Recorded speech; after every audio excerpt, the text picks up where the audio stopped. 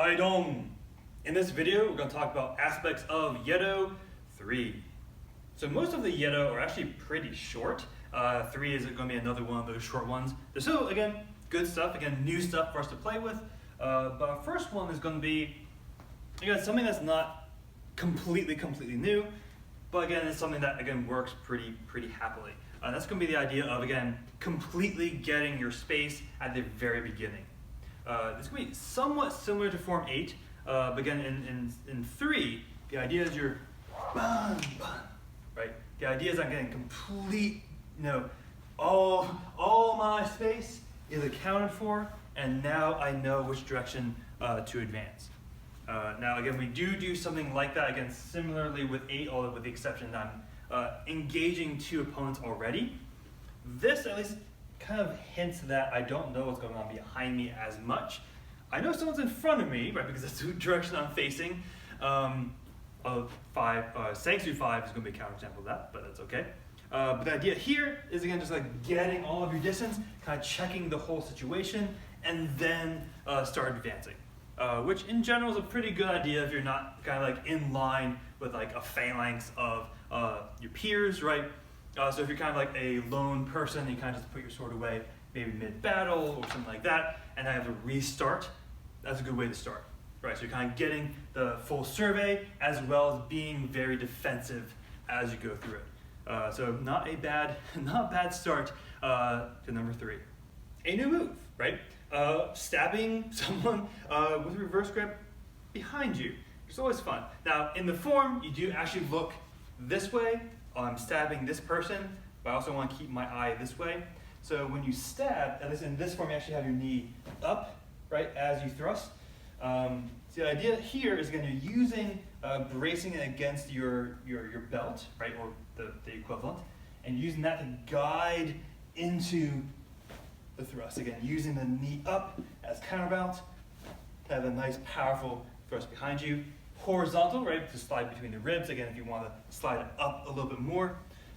This might be a little bit reminiscent of anyone who's training with Chinese weapons, right, Chinese blade weapons, where you kind of hold the blade in general in reverse grip when you're not engaged with it. That's a very common thrust, again, attach and then thrust, as opposed to kind of like that wild stab behind you. And the third thing is, actually right after that, is the punch with the hilt. Now we do a punch with the hilt in Shimsong. It's going to be a little bit different. This is actually using it with reverse in order to punch. So punch and then start to do some, again, reverse cutting this way.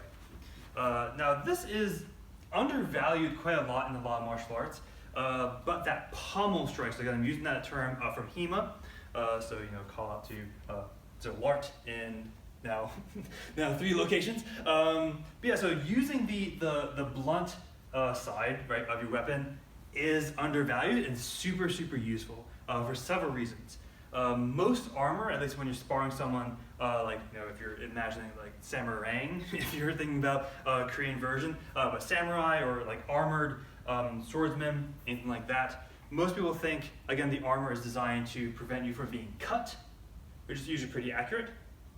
But it's kind of hard to, again, have armor against pommels.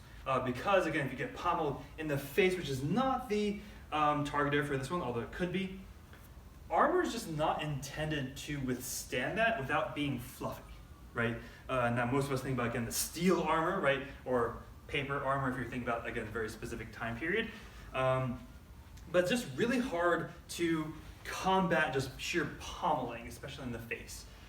Which is one reason why American football has trouble with concussions, is blunt force is harder to combat against maybe blade, right? So blade just needs something flat to absorb that pressure, but blunt force this way can actually cause a lot of damage. So again, it's not a new move in a sense because we do have that punch in Shimsong, and also arguably in 10, where you're punching this way and then putting the sword away.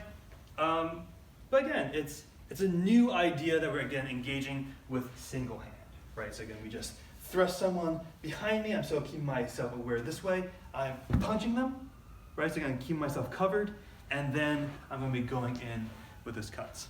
Now, can we retcon? So the first idea we played with was the full clear, sort of, right? So in general, when we talk about clears, we, at least in the earlier forms, we think about a one-directional kind of thing, right? So for example, when we do form 1, so Sangsu 1, it's, a lot of us kind of think like, oh, it's a big clear this way. It's usually intended straightforward, right? Now, can you expand that to maybe hit, instead of just one person, maybe 2, maybe 3, right? 3 as in that middle one was there as well. Yeah, but you're also going to have to think about what do you lose if you are trying to hit a wider area. And that's going to be like, if you do in fact hit 1, you're kind of not in a good position with the others, right?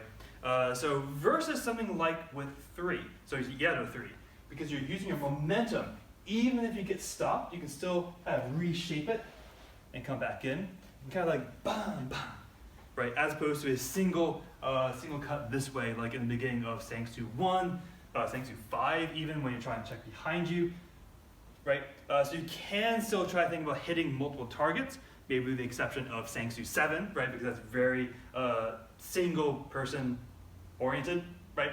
And Sangsu 6. There's a lot of counterexamples, right? But a lot of these you can actually think about clearing your space a little bit more.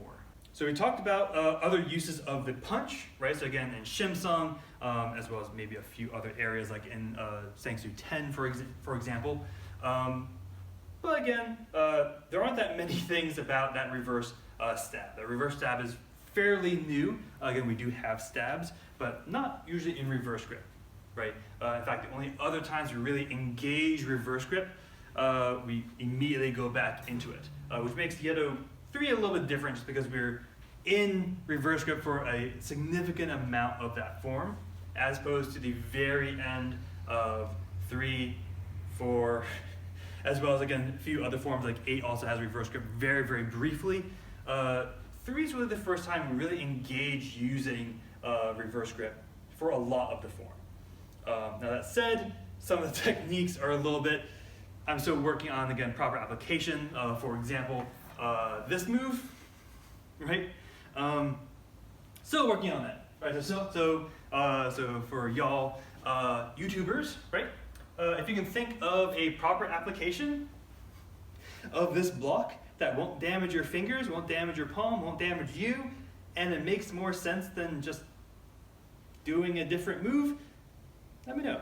Because that's one I've been thinking about for, goodness, more than a decade. And I still don't really have a great answer for it yet. So if you do think of something cool, let me know. But yeah, so again, Yedo 3 engages the reverse grip probably the most, right? It's the first time again we do that reverse stab. It's kind of hard to retcon something when it's brand spanking new, so we can't probably retcon it that much. But with that, right, so keep thinking about these ideas, again, engage these ideas with your previous forms, your current form, and your future forms. Think about your reverse grip, right? So think about how strong your grip and reverse grip can be. Try not to flex too much with your wrist, right? Because that's going to damage it, right? So if you have any impact at all. So do think about, again, safety with, again, using reverse grip, and also, again, don't stab yourself as you try to do that reverse stab. But as always, so stay humble, stay safe, and keep training. Haidong!